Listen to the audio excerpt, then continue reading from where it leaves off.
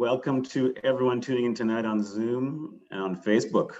My name is Robin Browne. I'm tonight's host for this second special election focused Off the Hill, rabble.ca's political panel. I'm joining you from the traditional unceded territory of the Algonquin Anishinaabe people. Off the Hill addresses current issues of national significance from a progressive and critical viewpoint. I'm glad to be here with our panelists tonight for a special federal election discussion with Chuka Ejeckham. Chuka, welcome back. Hello. Chuka is a political researcher and writer from British Columbia. Rachel Snow joins us again. Rachel, welcome. Rachel is Ihaye Nakoda. She holds a Juris Doctor from the College of Law, University of Saskatchewan, and is an outspoken educator, speaker, writer, and co-contact person for the Indigenous Activist Networks. Rachel resides on her ancestral lands in Minisni, which is west of Calgary, Alberta. Diane Yoon joins us again. Welcome, Diane. Diane is a climate and housing justice activist and community organizer based in Toronto. Diana works as the climate specialist at Toronto Environmental Alliance while pursuing her master's. Diana ran in the 2019 federal election as the NDP candidate in Spadina, Fort York, and sits as an Ontario rep for the NDP Federal Council. And Karl Nerenberg joins us again. Welcome, Karl. Karl is an award-winning journalist, broadcaster, and filmmaker working in both English and French languages. He joined Rabble as parliamentary correspondent in 2011.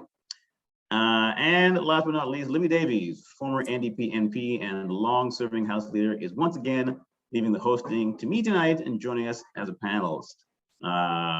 Welcome, everybody. Let's get right into it. For those of you watching on Zoom, you can participate in the chat or ask questions to our panelists through the Q&A function, and we'll do our best to address your questions. And for those watching on Facebook, welcome. All right, so at our last Off the Hill in August, we raised questions about a pandemic election and what impact it would have. If anybody thought that issue was going away, it appears to still be a dominant one. After so many twists and turns in this short election campaign, as we get down to the wire, do any of you have any thoughts on what the impact the timing of the election will actually have on people's voting choices? Why don't we start with Diana? Thanks, Robin, and glad to be here. It's challenging, you know. I think that we talked a bit about this last panel, but I think that we spent so much time of this election cycle not talking about policy and any issues that actually matter to people, and way too much time on the fact that we're having this election in the first place. I was disgruntled as well, but then I wanted the party leaders to stop talking about, you know, that we're in this election at an inopportune time and actually just be like, okay, well, here we are. How can we talk about the issues that matter? Some of which is tied to the pandemic and to, you know, how we're seeing this fourth wave really causing more suffering in our communities. So, you know, I think it will affect people. I hope that people have felt like, you know, advanced voting or mail-in voting is still giving them the opportunity to engage civically, but I think, you know, it's been a challenging time. Like, as a student, September is rough, and it is rough for many folks, and there's just lots to worry about right now. So, you know, I wonder how that will, you know, affect voters going into Monday. Thanks. Chuka, what do you think? The timing of the election will actually have an effect on people's voting choices? Yeah, I mean, I would agree with Diana that it does. One aspect certainly is it does show the sort of insufficiency of a lot of the day-to-day campaign reporting that comes out of major outlets. But in terms of it influencing people's voting decisions, I think it can sort of work at cross purposes, because of course, if people are especially upset about the fact that we're having a pandemic in the election, an election in the pandemic, because the pandemic itself is so serious, then they might be upset with the Liberals, and that could push them to either the NDP or the Conservatives. But if it does push them to the Conservatives, there's little to suggest that they would be better on the pandemic than or on health issues overall than the Liberals. So it might leave them, it might just build or yield more apathy among voters. There might be people who just decide not to vote because of it. Okay, Rachel, what are your thoughts? Well, as I said before, I think many First Nation people are in survival mode. And so I don't know how much, and I don't know exactly how many how many First Nations have been visited by any of the party leaders. And I don't think, unless it's in a riding where there's predominantly a high number of Indigenous people who could actually make a difference, I guess, in that area. And one thing I was noticing though is, in 2015, we had talked about the fact that, we don't want to vote in the Canadian system because we're giving up our autonomy and our jurisdiction as nations when we vote in Canada's elections. But that's almost become a moot argument this time. And I agree with both the two previous speakers. And I also think that the apathy, what we're hearing about lines and the COVID pandemic precautions, there are things that are going to come into play, and people may just get frustrated, or may just think, like in Alberta, where we've come into lockdown, or where we're looking at restrictions, they may just not show up to vote at all. Okay. Libby, what do you think? Well, first of all, I just wanted to say I'm speaking today from the unceded traditional and ancestral territory of the Musqueam, Tsleil-Waututh, and Squamish Coast Salish peoples, and it's a pleasure to be on the Rabble election panel again. Hello, everybody. Yeah, I mean, I worry a bit, Robin, that it's going to dampen the voter turnout, like the provincial elections that have been held during the pandemic, the voter turnout has really dipped. And of course, it's the people who are most vulnerable and who are most at risk, who are, as Rachel is saying, focusing on day-to-day survival, that it impacts the most. And so I think for people who are affluent and well-resourced and, voting is just like, nothing to them, they just do it. It's very much a class interest. Those folks will likely still vote. But the situation in both Alberta and Saskatchewan that have been quite serious in terms of the pandemic. So I do think it could have an impact. There are a lot of races that are very close, particularly here in BC, but I think elsewhere too. So, people voting or not voting is going to have an impact. And if people are not voting because of either they feel very alienated or they just are focused on other things still, like their own family and what's happening in their situation, I do have a concern about that, and it's very unfortunate, but it is what it is, and let's hope that people do get out there and cast their vote. Okay, and Karl, you're back joining us. What are your thoughts on the impact of the timing of the election, and what will it have on people's voting choices? So I agree with a lot of what people said, but a little bit comfort to it from a different point of view. I think unlike Diana, who was felt, I believe, I don't want to put words in your mouth, that this was just an ephemeral or a trivial issue and we should just focus on actual issues. I think the calling of an election 2 years prematurely is a substantive sort of policy related political issue. I mean, the fact that the Liberal leader chose to frivolously, capriciously call an election only because he thought opinion polls said he might win, is itself a legitimate, during a pandemic, is a legitimate issue. And I did write about that at the time a few times. I wrote about that. I started writing when I started hearing the drumbeats for an election in the spring. I kept saying it's an unnecessary election. It's a stupid idea. We actually have an act, the Fixed Election Dates Act, and Libby was in Parliament when they passed it. It was a Conservative initiative, but the other parties all voted for it. And the idea was that you don't want to give a prime minister in power this political tactical weapon to choose the date of an election. The British also passed one, by the way, similar thing. So they said a parliament normally should be 4 years, and the election should be 4 years exactly, pretty much 4 years after the previous one. They left open a kind of escape hatch because in our parliamentary system, a government can actually fall on a confidence vote. So you have to allow, and the formal way in which our legislation is written, it says the Governor General has the right to precipitate an election at any time. But I mean, so it is a great big escape hatch because to take away the Governor General's right, you'd actually have to amend the Constitution. The act would have been unconstitutional. And two, when a government falls, you have to have another election. You have no choice. So, but the clear, we have the spirit of the legislation. Andrew Coyne wrote this as well. And the words, they were, Trudeau was taking advantage of the actual words of the legislation.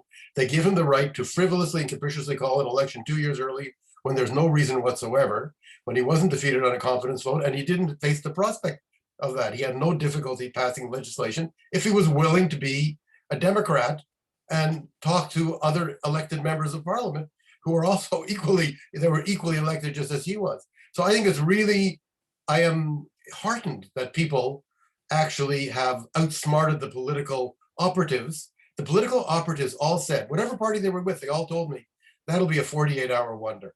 People will cavil about the election for 48 hours, and then they'll forget about it, and then they'll vote on other things. But, every opinion poll showed Justin Trudeau and his party way, way higher than every opinion poll showed before the call of the election than every opinion poll shows them now. Now, maybe they'll recover at the last minute. Maybe they'll have a miracle. But I am heartened that the people are actually saying, no, this affects my judgment of this person and his leadership. If that's the kind of person he is, I have doubts about that. Some people are going to have doubts and they're going to vote for him anyway. And there's all kinds of rationalizations, but very few people. I met one person yesterday who said, I was convinced by Trudeau's argument. Now, maybe I talked to the wrong people. Maybe some of you have met other people. But the ordinary person who's not necessarily a political activist, nobody, and the journalist, the journalists and the leaders talking about it, they're picking that up from the people. It's the people pushing it. Right. This is the people issue. This is not a politician's issue. No. Let's talk. Okay, so we've talking about issues then. So last panel we identified thank you for that, Karl. Last panel we identified the critical issues of this election: the climate emergency, meaningful responses to reconciliation, pandemic recovery, and significant responses to addressing the legacy of systemic racism, particularly anti-Black racism, Islamophobia, and anti-Asian racism. So the question this time is, were these questions addressed? And I'll just make one comment. I didn't hear or read any of the leaders mentioning Black Canadians at all. Let's start with Chuka on this one. Thanks, Robin. No, I didn't either. And I think notably, just as the election was beginning, in the same time as there was the eruption of the U.S. withdrawal from Afghanistan, there was also the natural disasters that struck Haiti, two in rapid succession. And Trudeau committed that Canada would be there for the people of Haiti, which, to be fair, has never been a good thing in the past. But still, he said that Canada would provide aid, was never mentioned again, never brought up again. No, I don't think any of those issues were addressed, certainly not in a meaningful way, even if they were mentioned. And I think the fact that one of the major issues in the last week of the campaign, for example, has been whether or not a questioner in the English language debate implied that Quebecers were racist, demonstrates that the political debate, the sort of sanctioned political debate in the country, is far removed from what actually matters. Rachel, let's go to you. What do you think? Well, I agree. I agree. I think that even with the First Nations, even with the issues that are affecting our people, there's no calls and there's no action about the systemic racism, which is the underlying root of many of our issues. There's still basically just the jostling, and people are in the debate. All they did was sort of undermine each other and say your mother dresses you funny. That wasn't effective in actually coming forward with concrete plans or any kind of legislation or any kind of anything in their platforms that was actually going to make some kind of a change. So I think that I agree. I did not hear any mention of any type of racism. There's still police going and raiding off the Eastern Shore with our Mi'kmaq brothers. So they're brothers and sisters. So there's still ongoing things that are happening despite the talk. It's rhetoric. It's not action. Thank you for that. Thank you, Rachel. Libby, what do you think? Were the issues addressed? Well, I think we laid out some pretty clear issues in our last panel discussion that were pretty significant. And, you know, I would agree with my fellow panelists, but, you know, to be fair, the whole format of an election campaign, particularly during a pandemic, is not conducive to fulsome debate. I mean, that one leaders debate in English was terrible. And, you know, I think we have to recognize that the leader, if we're talking about the leaders, which let's focus on that for a second, they stick to their talking points. And so the only sort of deviation you're going to get from that is when they have a back and forth and they have to respond more spontaneously. And so these issues could have had more thoughtful, reflective, or more interesting discourse in that kind of situation. But I mean, it just didn't happen because they, you know, they got 45 seconds and it was like a slightly elongated question period, which is ridiculous. So I think, you know, the format of leaders debates is crazy. I mean, there should have been a special leaders debate on the climate emergency. There should have been a special leaders debate on substantive reconciliation and our relationship with First Nations in this country. I do think, however, though, that a lot of local candidates have been really speaking out. I mean, I'm in an area where, for example, Avi Lewis on the Sunshine Coast here in BC, and, you know, when I spoke to Tria Donaldson in Regina Luvan, like there are local candidates who are really, really engaging with the electorate. I mean, Paul Taylor, I mean, I've seen his stuff on Instagram, who are really talking about issues in a very in-depth way. So that's good. But certainly at the leaders level, it's been a very poor showing and very disappointing. But, you know, like we got to have better formats to allow that debate to happen. Thanks, Libby. Diana, what do you think? Yeah, I agree with that. I think I said, you know, this last time, but we asked last federal election for a leaders debate on the climate emergency. We did not happen. and I think the design of the debates does make it really challenging. I want to, you know, really understand like how the party platforms differentiate from each other. We don't get that in like the, you know, 10 seconds they talk about an anecdote and then the 10 seconds they, you know, get interrupted by someone. And so, you know, I think there really should have been more substantial discussions about things that have really affected us in our communities, like over the last year or so, like even without the pandemic, like police brutality is a huge thing that we've not really heard anything about in the federal election. And even if that, you know, like, sure, like jurisdiction, but you know, the RCMP, you know, we can have these conversations. I'm looking to like grassroots activists, like the ones who confronted Jagmeet Singh this week about the Fairy Creek blockades and, you know, the kind of decisions that we're making about, you know, who are the leaders who will, you know, substantially stand with like Indigenous land defenders and not side with, you know, the forces in this country that like continue ongoing forces of like colonial genocide.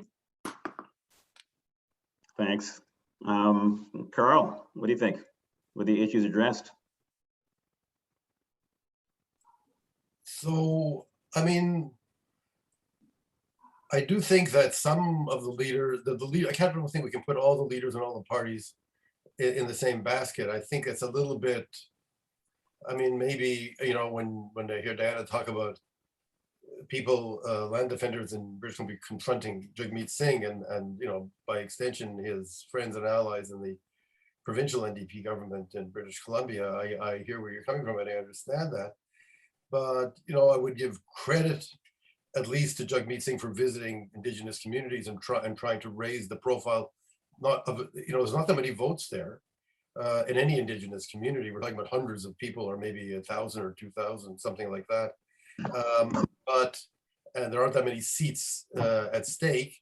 But part of the advantage, what you had when Jagmeet Singh visited Northwestern Ontario and other Indigenous communities is that the national media followed him and you shone a light on the conditions in those communities. In one community, the Liberals ran in right afterwards, the government, and then finally managed to cut the ribbon on potable water for that community. So I would say that, you know, leaders are not, I don't think it's fair to completely bundle together all leaders, you know, and say they're all the same. We're dealing with broad brushstrokes electoralism. The people running for office here have to win a seat in parliament under the first past the post system, in a situation where if you represent a clear philosophical or ideological position and you can get a certain number of people across the country to agree with you, you're not going to get any seats. You have to, and what that means is inevitably, to a greater or lesser degree, everybody goes for where the most votes are, which is why you hear this constant talk about the middle class. The Liberals turned that into an art, and they picked that up from the Democrats in the United States. They said, we've always got to mention, I mean, Justin Trudeau created a minister of middle class prosperity. People care about, people will say, what have they done for me, the government? What does it make, you know, I'm a professional or a clerical worker living in a suburb or a small business person. I mean, honestly, for that person, some of those people are members of visible minorities, quite a few of them. Some of those are relatively recent immigrants, some of them are members of religious minorities. Very few are indigenous. Indigenous communities indigenous people in a very small number would live in those communities. So you appeal to them, but what those people have in common are preoccupations with bread and butter economic issues, which is why the leaders talk about it a lot. Because you know, it's fine and well, I guess, if you argued with NDP strategists to say you should be more principled, I don't think the Conservatives and Liberals care about being more principled. They would say, fine, do you want us to have 0 seats? The way we're campaigning, we're going to pick up seats, or we hope to pick up seats, and then we will be a more effective voice for you. But we have to balance standing on principle and the ability to actually win seats. And I think those people who've run for office on this panel with varying degrees of success will understand what I'm talking about. Just before we move to our next question, I want to pick up on a couple of folks mentioned the debate format wasn't good enough. So that last leaders debate, I'm sure a lot of people who watched it thought, oh, those journalists were asking some really tough questions. So is it a question of changing the format of the debate? Like, would that change anything, or are they, or would the folks just not answer any questions? Anybody can jump in. Let me jump in quickly, since I've watched. Since I'll take the privilege of being the oldest person in this panel, probably maybe the only person who's watched every single leaders debate in Canadian history, going back to the very first one in the 1970s with Justin Trudeau's father and Bob Stanfield, where the NDP leader, by the way, only got a part-time role, didn't get to come on for the entire debate, and they didn't have any other leaders. The fact is that the mistake of that debate was to put it in the hands of people who wanted to turn it into entertaining television producers. And I was for many years a television producer.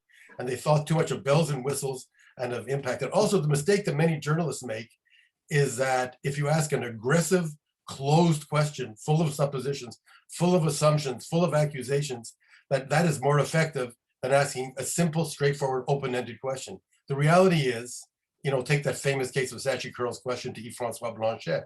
If she had simply asked him, please defend Law 21, which tells your colleague Jagmeet Singh, standing to the chairs away from you, that he couldn't be a prosecutor in Quebec. Would you please turn to Jagmeet Singh and tell him why you think it would be legitimate to pass a law that discriminates against him just because of the way he dresses? Let him answer the question. Don't say you're a racist and you're wrong. So now that's not a question, that's an accusation. You have to ask questions. But leaving that aside, you should have one person asking questions. They should be open-ended questions. You should not allow people to interrupt.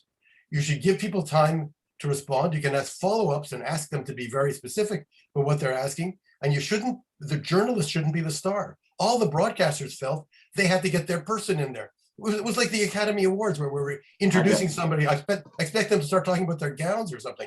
Here comes this journalist. Here's Evan Solomon. And look what he's doing. All right, Karl, I'm gonna thank you for that answer. Let's go on to our next question. Were there any, actually related, were there any issues that did get coverage in the debates or in the campaign that surprised you? And actually, let's start with Diana. I think Chuka had something to say about the debate format, though. Can you be quick, Chuka?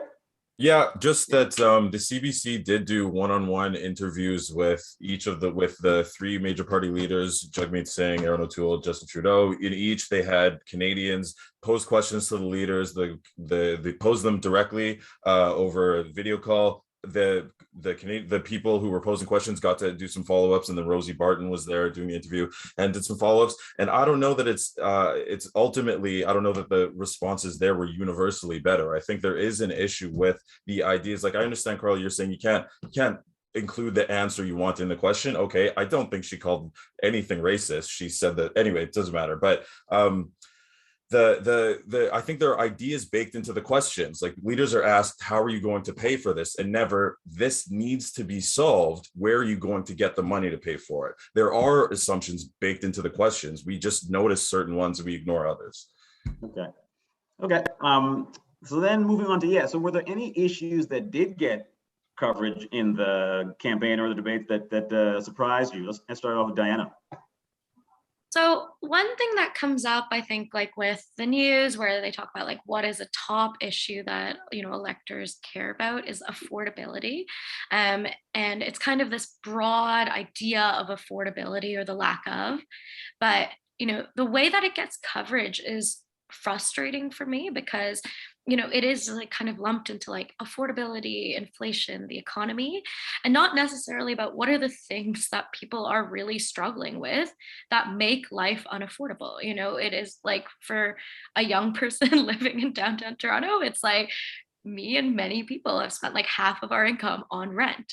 So, you know, why isn't housing higher on the priority list? But affordability is, you know, it's kind of, and so it's, and then like childcare is something that, again, could have gotten coverage but didn't. So I guess I'm not really answering your question in some ways. There's things that I think we talked a little bit about, like, you know, I think people expected climate to get coverage. I think it got some coverage.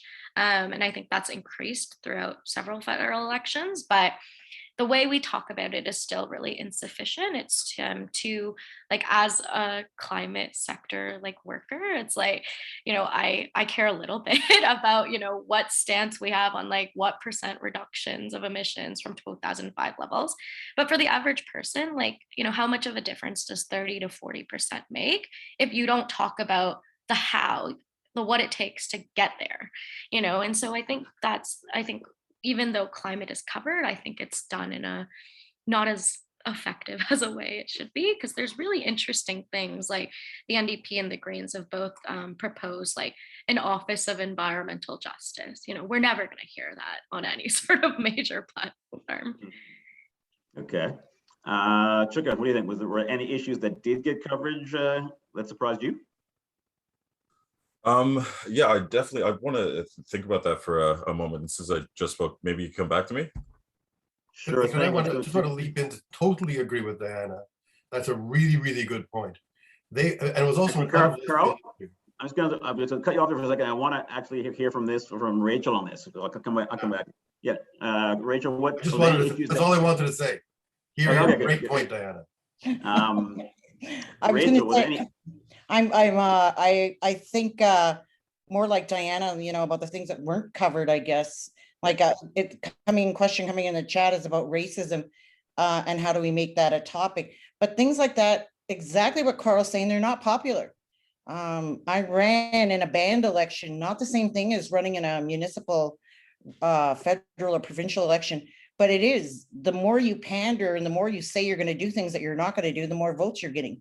If you stick to the high road and talk about values and principles and spirituality, you're out.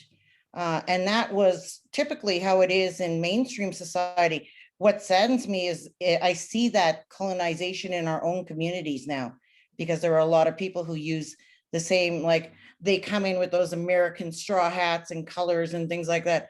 They're marketing what they're doing, selling themselves. And I think, you know, for our people especially, it was always about integrity, being born into roles, hereditary leadership, where you have sort of a blood memory about being and helping your people and being there and doing the right thing. So there's a lot of differences I see. So when I watch what's happening, you know, nothing really surprises me because it just seems like it's all, as things come up, like the debate question and things come up, that gets more time than something like climate change, which is very critical. So as I'm watching, I'm just like, it's not a kind of a gong show. And I thought the debate was really TikTok, was like really based on TikTok timing with leading questions. Okay. And Libby, we have a very unsurprised panel here. Was the issues that got covered that surprised you? Well, just very quickly, Robin. Yeah, in a way, and to be optimistic, I was glad that actually there was some discussion and coverage in the campaign and media articles by the leaders, even on housing. I mean, Diana mentioned this, but you know, I've been in quite a few federal elections, and housing, affordable housing and housing security and homelessness have always been huge issues that never often got a word, you know. Even though they might be mentioned in the various party platforms, or at least the Green, Liberal, and NDP platforms. And so it was interesting to me that this time around, there was some discussion about housing affordability. And all that tells us is that it's really a huge top of mind issue from people, right? You know, it always used to be that, oh, well, it's Vancouver or it's Toronto, but it isn't. It's right across the country. It's small communities. It's who can't find places for workers to live, rural communities, big cities. So I think that was good that it got some attention, the whole question of the federal role in housing and what are the political parties, what is their platform on that. So I think we learned a little bit from that. So I was pleasantly surprised, I guess. Actually, may I, Robin, may I chime in that vein? Go ahead. I was also actually pleasantly surprised when Jagmeet Singh said that he wanted to commit to getting profit out of the long-term care sector, and there was some pushback about jurisdiction. I think he made some really interesting arguments about basic moral responsibility and how it's not enough to hide behind jurisdiction, and I was interested to see that. Okay, thank you.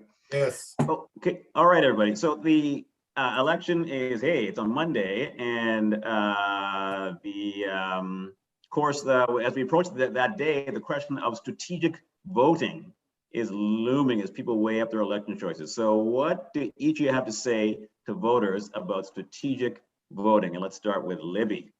Well, I could say a lot, and I'll try and keep it brief. I think it's really fraudulent and disingenuous and misrepresented for Mr. Trudeau and his team to put forward this serious major argument that they have that the only way to stop the Conservatives is to vote Liberal. It is completely a false premise. The fact is that one could equally apply that to the NDP. Any elected NDP member is stopping a Conservative member as well. And of course, they don't say that because they're entirely partisan. And you know, over the years, I've heard Karl say this before, you know, this strategic voting stuff can so badly backfire because you take a national message and you apply it locally, and it can have completely the opposite effect that you intend. And so what I want to say to folks is that vote for what you believe in, vote for who you actually think is going to represent you the best. And if you are worried about, you know, Conservatives taking over in Ottawa, then, you know, certainly here in BC where there's tight races, voting NDP is actually stopping Conservatives. So I know people are thinking about this, but I don't want people to vote out of fear. You know, I think people should vote for what they want to see, right? We do have a pluralistic political system here. It's not like in the US where it's basically Democrats versus Republicans. And so we do have choices. So use those choices and vote for what you actually believe in and what you think is best for your community. Okay. Why don't we go to Rachel? Rachel, because what are your thoughts? Because I know you've got some interesting thoughts on whether Indigenous folks should vote at all, right? So. That was my point, is like strategically not voting, I think, is also an option. Especially, you know, like I think about my riding, which is in Alberta, where there's 70,000 votes usually for the Conservatives, and we have 2,000 votes on our reserve. And because we have a voting facility right on the reserve, they count the votes right there and then they put them out. So basically the candidate, if we don't vote conservative, he knows every year if we're not voting for him. So then, you know, how much representation does he want to give to us? Not that anybody gives any representation to us anyways. So to me, yeah, I have a lot of different thinking on this. I agree to the extent that I think that it would be nice to see a government in there that was going to be actually working with the people. But right now, you know, the choices that we have and some of the things that are happening, it just it's really, I think it's too fast of an election, not enough time for the issues. During a pandemic, we're going to see, you know, voters not showing up. So I think it's going to be really, you know, strategic voting is somewhere on there, but it's not going to be as important as, you know, the apathy and people just not happy about the situation in Canada right now. No, thank you for that, Rachel. Chuka, what do you think? Yeah, I mean, I really agree with Rachel. I think I would say that it's not really helpful or not beneficial to think of it as voting strategically versus voting earnestly. I think a vote is itself a political resource. You can give it to a particular party, you can spoil it, you can withhold it completely.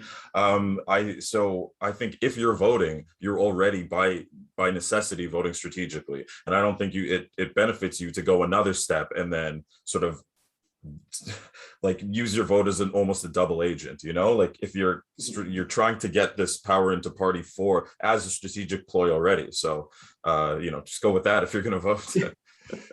All right, thank you. Diana? Yeah, I think, you know, I grew up in Mississauga and strategic voting is something that like the 905 gets told a lot. You know, I grew up in a riding that had never had an NDP elected official. And so, you know, when I first voted in my first federal election, it was a huge concern for me. And I think that's what I want to say to young people is that, you know, it does matter like where you live, but, you know, I regret times in the past where I've voted strategically and still felt like, you know, we didn't get the outcomes we wanted. And so I think that's something that I think a lot about where, you know, we've heard this so many elections, but especially I think for young people where this maybe is like one of your first election you're voting in, you know, it's scary. It is hard, I think, you know, in this system, as like Karl was saying, where people are really thinking about, you know, this getting a seat, you know, the seats are what matters. And so it is really challenging, but I do think that it is important for people to not regret the choices they make, to vote for, you know, the issues, the people, the parties that they feel best represents their values. And, you know, hopefully that's enough. But, you know, I think there's also other ways that we can think about civic engagement, you know, bring a friend to vote with you. That can be strategic voting, you know, growing our voter base. Mm. All right. And I want to give just Karl, can you give us a short answer. Libby's going to be surprised when I say, well, in a way, I was thinking about this idea. I think I could consider myself a strategic voting. What is a strategic voter? Is a voter who uses his vote to achieve a strategy. What is a strategy? It is a series of steps to get you to an objective. Well, my objective is that we should have a multiplicity of voices in Canada. And from my particular point of view, I think it's extremely important because I've lived a long life. And I remember when, for instance, the New Democratic Party, which Libby helped breathe life into again, almost died. In 1993 election, they didn't get, the NDP candidates didn't get enough seats to get official parliamentary status. So the entire debate in Parliament shifted. The Liberals are these kind of very amorphous people. So if there's in front of them, there are loud talkers on the right, they suddenly they kind of impressionable. They're kind of like sheep. And they heard loud talk about deficits and cutting government, and they did just what the loud talk said. And there was the other talk, those 9 people didn't even have parliamentary status. So I say to people, you want to vote strategically? If you vote, say, for the NDP, just for example, even if you think, oh, in my riding, they don't have a chance, the popular vote the party gets will influence how the media treats the party. It'll influence, for instance, popular vote can be used to determine who gets to take part in a debate. It'll influence your credibility. It used to mean actual dollars in the party's bank account. As well, if a party is not winning the seat, but they start building up, eventually they could win the seat. If they start seeing progress from election over election, and we've seen that for many parties. Certainly we saw that for the NDP in many seats where for a long time they didn't do very well, and then they continued to grow. And then in general, just to think of your vote as not merely stopping the Conservatives from forming a government in this parliament. I mean, one thing that's really important to say, the party that wins the most seats on Monday night will not necessarily be the government. There's no rule that says that's how our system works. It hasn't often happened the otherwise, but it has happened enough times. We do have the very recent experience in British Columbia where John Horgan had fewer seats than the Liberals, and yet he did form government. But in this particular case we were in, Trudeau gets fewer seats than O'Toole, but the NDP seats added to his put him over the top. He'd be an idiot to resign. Because he's already been signing deals and working out arrangements to get NDP to support him, and he could do it again. Why would he give up power? So right. your fear of Trudeau, quote unquote, losing to O'Toole is misplaced. I guess the danger is the Bloc. They're the troublemakers because nobody wants to be dependent on the Bloc, and if it has to be the Bloc as well as the NDP to put anybody over the top, it could be more problematic. But it'll be the same for either party in that case. The Conservatives would have to depend on the Bloc as well. So my advice to voters is vote on principle and vote to avoid having our system shift to an American-style two-party system. We need our multi-party system. It has served us. That's why we have healthcare. That's why we have many of the benefits that we have, however imperfect our society is. All right. So we are getting down to the point we want to take some audience questions. But before we do that, I want to quickly ask you folks for your predictions for what you think will happen on Monday. Very, very short. Let's go. Let's start with Rachel.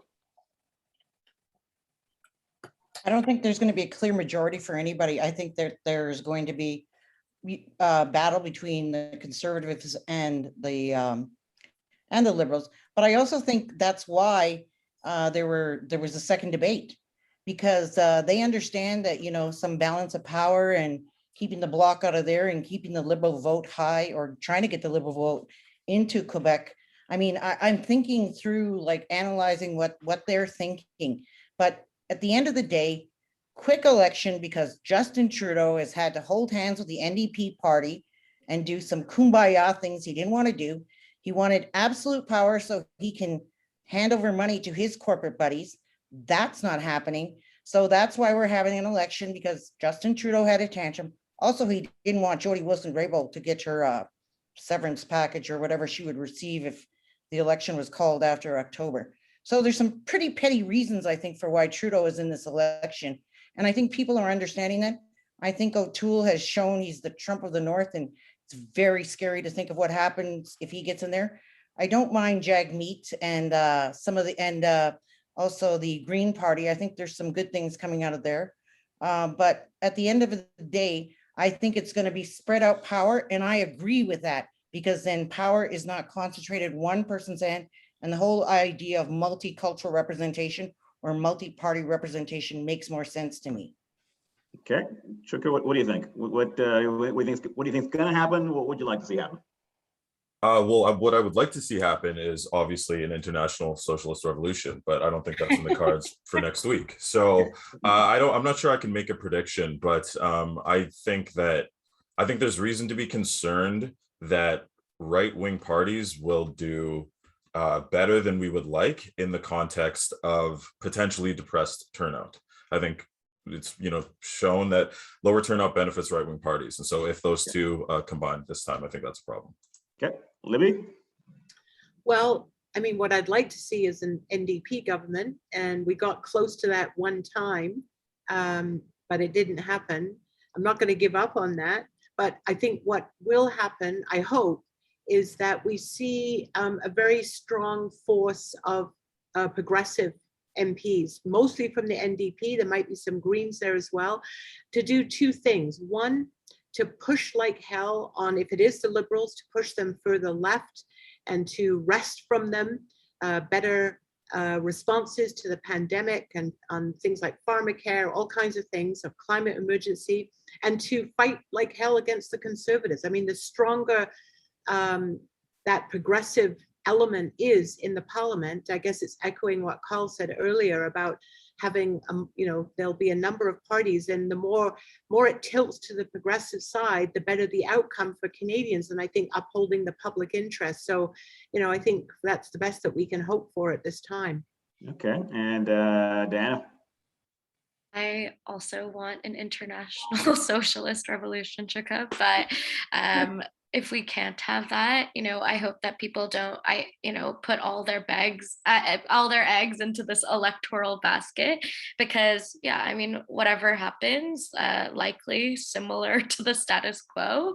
So I hope that people are ready to kind of organize and mobilize our communities to kind of hold whatever government we have accountable to getting the things, the crises we have in order.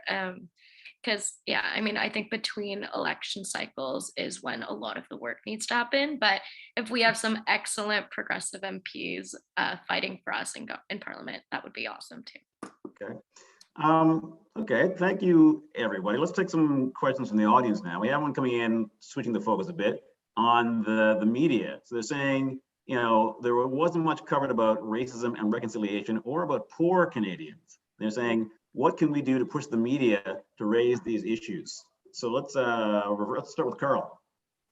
Well, you can donate to Rabble, I suppose. And if you're plug. unhappy with the mainstream media, where I spent much of my life working, then you can look to the alternate media and give it more resources so it can do the job better. I mean, this is really a shameless pitch for helping people like us, but a little organization like Rabble has very, very limited resources, and if we had something like the resources of the larger media, maybe we could do a better job of covering those issues that the person who asked the question thinks are important. Aside from that, if you're dealing with the actual media, there are strategies for trying to get media to deal with the issues that you think are interesting. One way is to focus on to the extent that we still have it, on the regional and local media. I mean, and the large organizations like CTV and CBC also have lots of local stations, and to focus on the local people and local reporters who you can find, and focus also on delivering particular formed, genuine, journalistically genuine, interesting story ideas that deal with poverty and racism and reconciliation, rather than approaching the media with an abstraction. Talk about poverty, say, here is a poor family facing this struggle for this reason, which could be helped perhaps by some policy issue or by some political decision. Don't you think that would make a good story? The media functions, the energy, the oxygen of the media is stories, not ideas. So you have to develop stories, and then the way to get through the media is not to get through the biggest national star, not to get through to Rosemary Barton or to whoever hosts the similar person on CTV, and they keep changing, so I've forgotten. But to go to the local station in Regina or Winnipeg or St. John's and talk to the local reporters there to get it on the local to start with. So I'm here giving practical advice, media advice that I have done sometimes professionally to people who want to actually have an impact on what the media says, and those are some strategies. That sounds good. Libby, what do you think? Well, I think if we want issues around income inequality and poverty to get more attention, I think we have to mobilize, right? And we have to put it on the political agenda, and that's not impossible to do. So what I think would be very helpful is that once the election is over, that we continue with work and conversations and collaboration solidarity building within activist and social movement communities to make sure we're not all working in silos, right? Because all of these issues are connected. Systemic racism, poverty, the climate crisis, reconciliation. And so I think being allies for each other in these different movements, and then influencing the political agenda as much as we can. I mean, that's what we've got to do. Okay, thanks. Rachel, what do you think? Both of those people spoke, I think both Karl and Libby spoke really beautifully, especially Karl when he was talking about the one story. I was thinking of 633 reserves where you could probably use that story. Then I remembered there are some that are kind of influential or who get showcased all the time as best practices by the federal government. So it's probably more like 625. So if you just focused on that, because if you look always, that's a comparator, the World Health Index, you know, with the Canadian person surviving longer than a First Nation person. Also, the level, you know, Canadians always cheer every year when the index comes out saying that they're one of the, you know, top 5 places in the world to live. And then we're down way, the First Nation part though is way down, probably off the list. They probably just bump us up to 76 for form's sake. But it's, I don't know how, because we make the message, we also do things as activists and also do things like Rabble within our Indigenous communities. And then for things like that, you can be sued. You can be run off your reserve. There are, you know, really tangible things that can happen to you. So I think there's a lot more discussion and a lot more education that non-First Nations need to have about the reality of the situation beyond poverty, beyond systemic racism, and to hear the stories and to understand exactly the extent of colonization and the harms that are affecting our communities. Thank you. Diana. I'm just like, I'm so like, I'm listening so intently. I'm like, the question, right?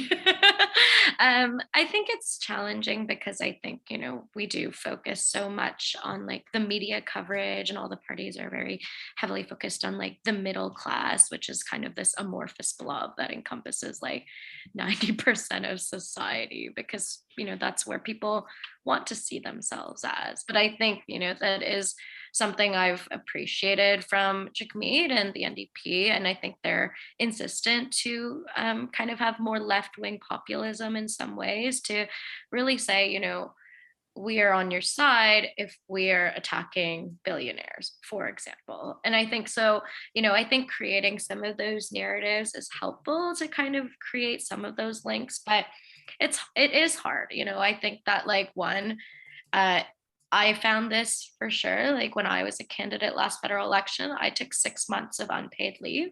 So you don't see low income people run for office because it's a hugely privileged position to be able to do so for most people. And like young people, you don't see young people run also. And then, you know, you don't see as many voting stations on campuses. And so I think there are things like that like there is just general like disenfranchisement. And so, you know, I think it's both the political system we're in and the media that, you know, doesn't care about, you know, poor working class folks, but we can kind of build that community power. And I think, you know, the way people have talked about different strategies to do so.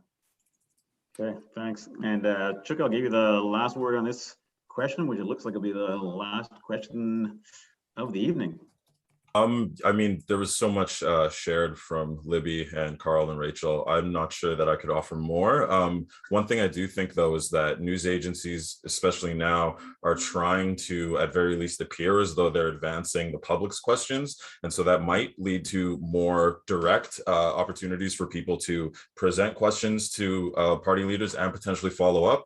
And so if you have a question in mind, you know, try to pursue some of those opportunities. Being able to ask your own follow-up of a party leader, potentially of the leader of government, like that almost never happens.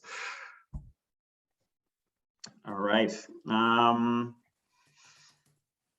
I think we're at the end of our time here, folks. So thank you all for another excellent conversation. And thanks to our audience members for excellent questions. Thank you to our panelists, Chuka Ejeckham, Rachel Snow, Diana Yoon, Karl Nerenberg, and Libby Davies. Off the Hill will be back after the election with our post-election analysis, so be sure to sign up for Rabble's newsletter at rabble.ca/alerts to make sure you get the invitation and to follow Rabble's election coverage. And finally, thank you to Rabble for creating this space to host these important discussions. And as always, as we did earlier, we encourage you to help Rabble out by becoming a monthly donor at rabble.ca/donate. So thank you all for joining us tonight, and we look forward to seeing you next time. Thanks, Robin.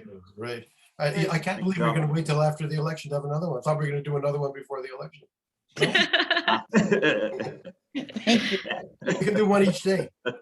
Thank you so much, Thanks, Robin. everybody. Thank you all. It was good to hear our. Good to meet you all. of Thank you. you. All right. Thanks, Ben. Bye.